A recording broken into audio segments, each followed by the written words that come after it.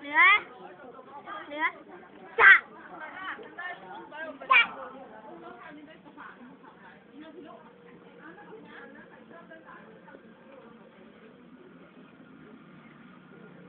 เก็บกินยังมันนี่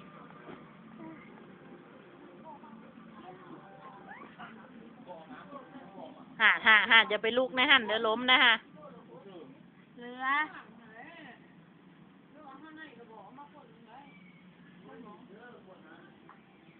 พี่รับเหลือเต้าเอามาพี่เต้ามันสิไปหาญาติกินน้ำเขานะฮะ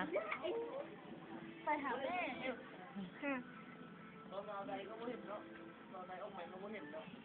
ม่เฮ้ยเอาต้มมือแปะก่อนเอาเพลงมาแล้วพูดน้อยหั่นน้อยนะแม่น้อยนะแม่แต่มันสิไปญาติเขากินแล้วเต้า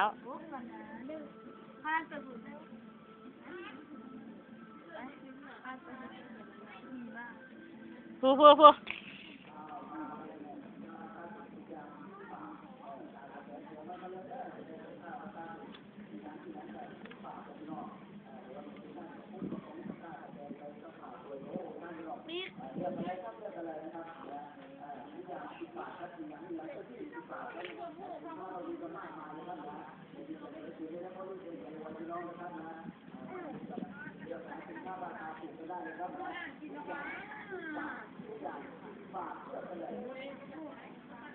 เหลือจ้ะ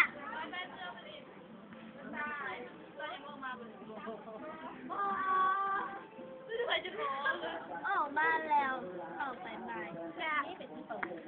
คันหูไม่รู้เป็นอะไรเอาสำลีมาปั่นก็ไม่หายคันจริง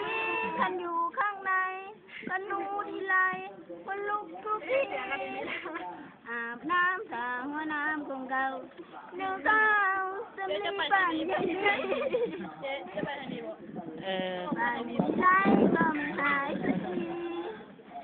เดินจะนั่งก็ไม่สักทีแค่นูดูทีเนื้อนี่พอเริ่มเป็นสาวได้แค่2-3 ปีหนูก็เริ่มมีอาการหนูเป็นน้องจ๋าผู้เด้งอะเด้งอะเด้งอะเด้งอะเด้งอะเด้งเป็นผัวยักล้างเพเอาเวทเป็นหมดทุกก็ไปท่าป่าเลยเขาแก้วจุ้ยเพื่อนเรามาก็ป่วยมากก็โดนเขาโยนแล้วแต่นั้นแม่รู้คนว่ามันไปเข้าเวรแทนหมอสู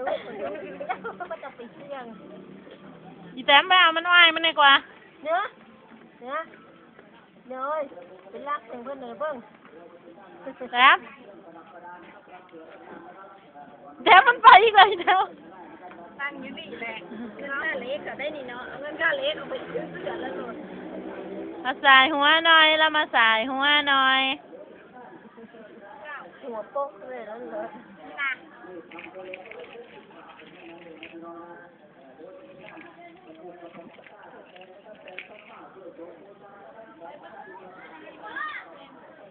ไปซื้อปลาหมึกย่างตอนนั้นได้ค่ะน้ำนี้ก็ได้ค่ะนะบ่เห็นร้านน้ำไปเปิดเอาน้ำไปน้องเนื้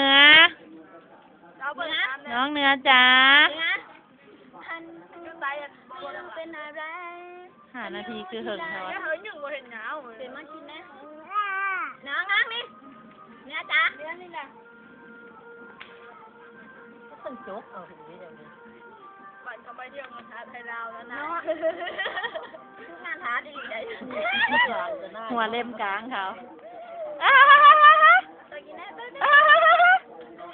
หัวเร็วๆ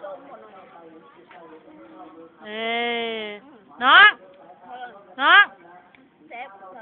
เนื้อเอ้ยเนื้อเอ้ย โลละ20โลละ15ความงาม บ่ตื่นเปล่า เนื้อนะน้ำเนื้อ เนื้อ เนื้อเอ้ยนี่โอ้ เอ้ยยิ้มหวานบัมบอ ไอ้พาวจ้ะไอ้พาวไอ้พาว